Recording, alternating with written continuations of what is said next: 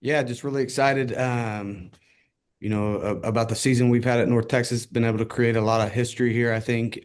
This year, a lot of firsts for us.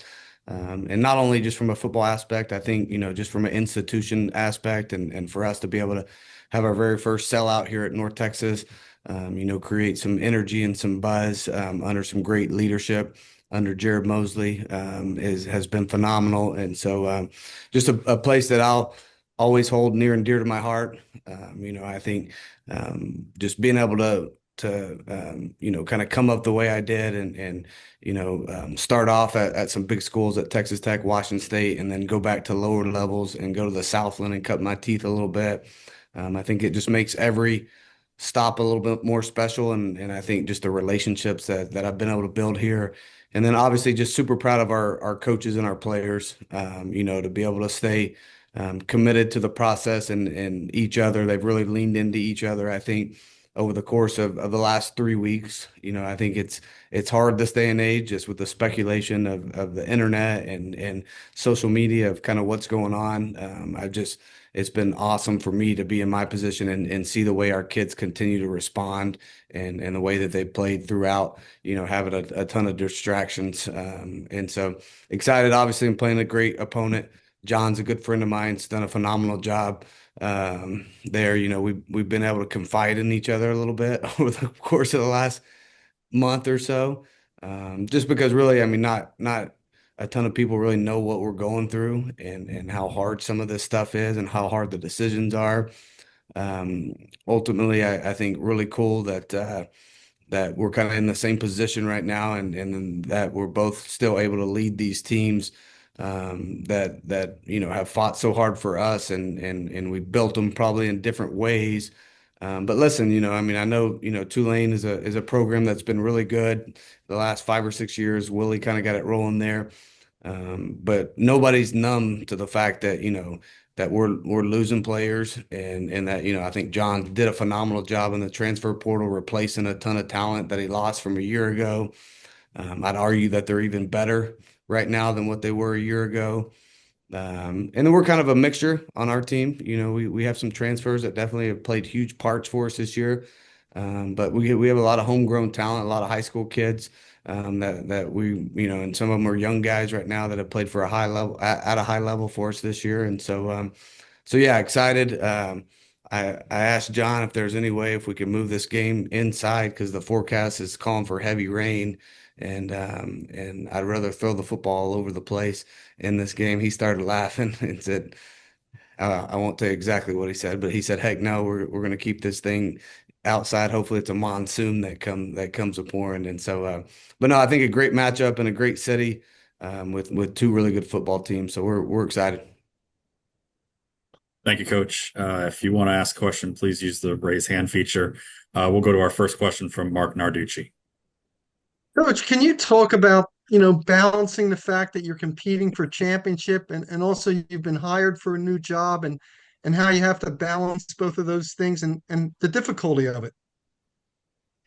Yeah, it's not ideal. I think, everybody knows that just the time management and the commitment that goes into building a program this day and age is just something that I mean it just takes so much time. And so I usually sleep pretty good. I'm an early riser. I'm up, I usually work out at around 4:15 every morning, sitting in my chair about 5 and go throughout the day. So I sleep well at night and so it's been a little bit tougher to sleep just with everything going through my head. But I haven't missed a beat in preparing this team. I still call the plays on offense, game plan wise. I mean, our meetings. I mean, I think consistency is key right now for our players and our coaches here to give them a great chance to go in and win this football game. And so this has been my priority, number one. And then obviously your mind starts focusing, on some of the time that you spend recruiting during the course of the week, on building a roster somewhere else. And so I began to do that. But that has not, pulled back from any of the time that I've spent normally on a game week of preparing this team and this, the play script of what we're going to run. Thank you. All right, let's go to Eric Bailey from Tulsa World. Coach, I wanted to ask you about just the foundation you laid at North Texas when you arrived, and will some of that correlate to when you started Oklahoma State with some of the things that you do in building a roster? Yeah, for sure. I think, every step of the way you continue to learn. I think, the last couple of years, everybody's kind of learned together on this new landscape of college football and how to manage the portal and revenue share and NIL. And so, the biggest thing in my opinion for that, we do a bunch of self-evaluation after every year and we try to figure out, hey, like these things really work for us and these things didn't. And so I think that's why you've seen a progression, anywhere I've been of us kind of getting better over the course of 3 to 4 years. Because after every year, we'll go back and we evaluate everything we did and not only schematically, but recruiting wise, what our hits in the portal and hey, what are we having success here at North Texas? Obviously it changes at every stop. Like, I mean, I think it's well documented. We didn't have a ton of resources here to build this roster. And so, us finding, ways to do it. I mean, I've always been a guy of my pride in myself. I'm not complaining about things I don't have and just find ways to make those things better and solve the problems and the issues the best way you know how. And so, we've had a ton of success with, getting some, Division II All-Americans, some FCS All-Americans, some guys that have played football at that level at a really high level, and they come in and that's translated really well for us. We've had some good luck with some quarterbacks that we thought could play at a high level. And then, kind of, I think our high school recruiting's always kind of been our lifeblood and we continue to pour into it. Although, you have to fill some holes and some voids with the portal. I think you can see the majority, of our key playmakers out there, are guys that we handpicked out of the high school ranks. One more quick question. The calendar isn't ideal this year. How do you handle signing day on Wednesday with preparing for a championship game on Friday? Isn't ideal is an understatement. So I don't, I mean, somebody's got to get all this stuff under control. I mean, just makes no sense at any level that we're sitting here talking about, people that are going to about to be in the college football playoff, a team and their coach isn't going to be there to, help them get through the whole entire season. Like it's not sustainable. There's so many things that are not sustainable right now in what we're doing. And so, but I think people, there's a bunch of people that are benefiting from this right now, that there's, a lack of, I can't remember the last time, someone got hit with violations or there's been an audit or people are checking on all this stuff that's the money going out to the kid.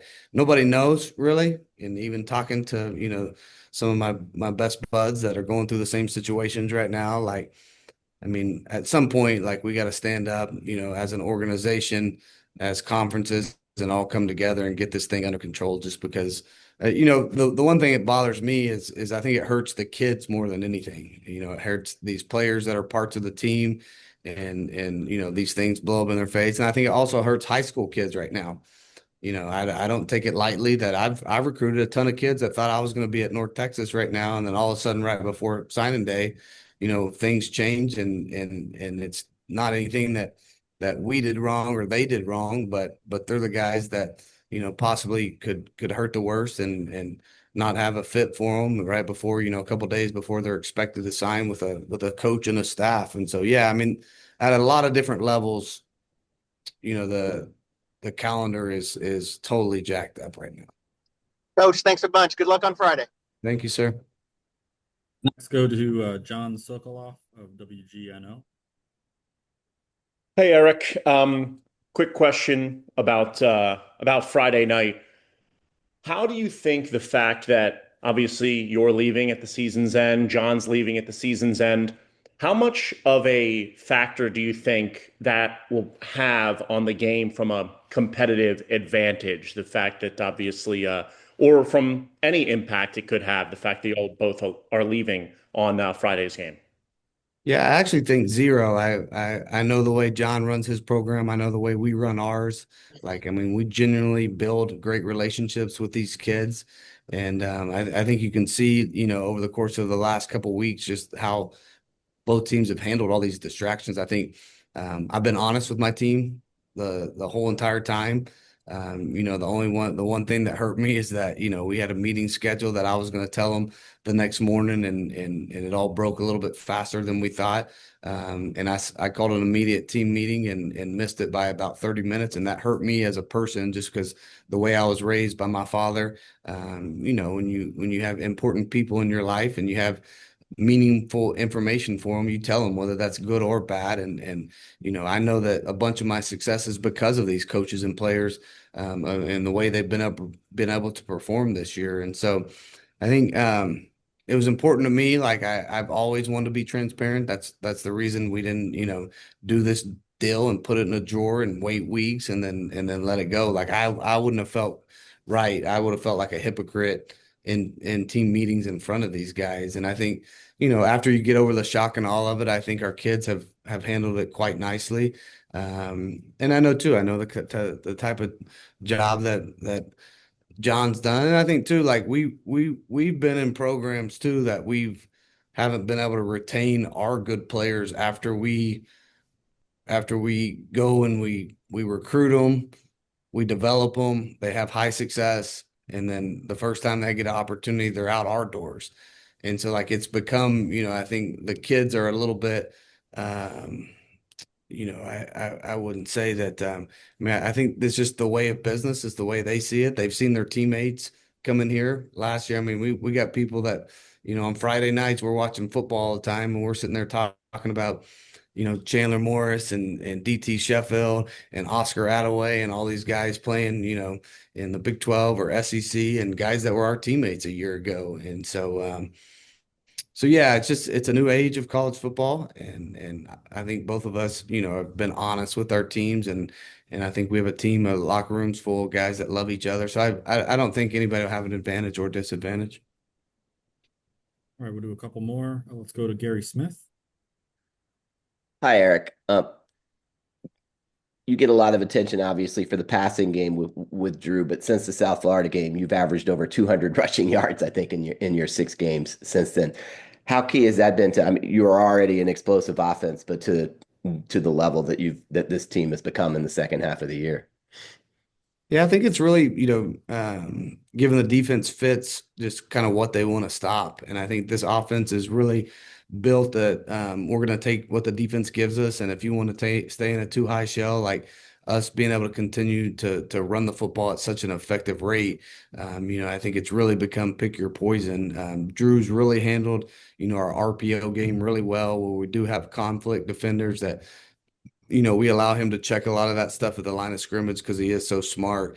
And so I think that's been a huge advantage for us, and just it's allowed me as a play caller just to call more runs than I ever have in my career. And so, but I think too, I mean, a lot of that credit is due to our offensive line. We got a new coach this year. We got a couple new guys to mix in with some older guys, and I think this is by far the best we've been up front. And so I think, a bunch of this success doesn't happen. I know our numbers are good right now, and you talk about, as far as, Drew and Wyatt Young and Caleb Hawkins having some pretty gaudy stats. None of that happens unless we have a really good offensive line in front of them. Thanks. No, last one for Coach Morris, because we know he has a busy day. We'll go to Brett Vito. Brett, you're muted. Sorry about that. You guys have been through so much this year as a team, and especially this week, and you guys have seemed to handle it so well along the line. How does the experience of this year help prepare you guys as you head into this championship game? Yeah, I think, this team's been battle tested from the start of this year. I mean, I think we got off to a hot start, against Lamar and FCS team, and then, go on the road and face Western Michigan and get into an overtime fight there, find a way to win that game. Then go on the road a couple weeks later to Army, same thing, overtime game, find a way to win. And I think some of that stuff becomes contagious, and I think belief is such an important deal in today's college football. And I think these kids believe in one another, and they've just kind of gotten more and more confidence through all these situations that have come up naturally. And then I think too, we grew a ton from South Florida. Like, that's the one game where you look back and really, we're playing really well at the first of that game, and we have 6 of the worst minutes you could possibly have in football with turnovers and interceptions and muff punts and so it kind of just all snowballed on us. But I thought, we came back that next week and reset and just have kind of been on a mission and a tear ever since then. And so yeah, I think, all those situations that we've been through, I think has caused this team to kind of grow. And this is as tight of a group as I've ever been around as a head coach. Thanks, Coach. All right. Thank you, Coach, and good luck on Friday evening. Thank you guys.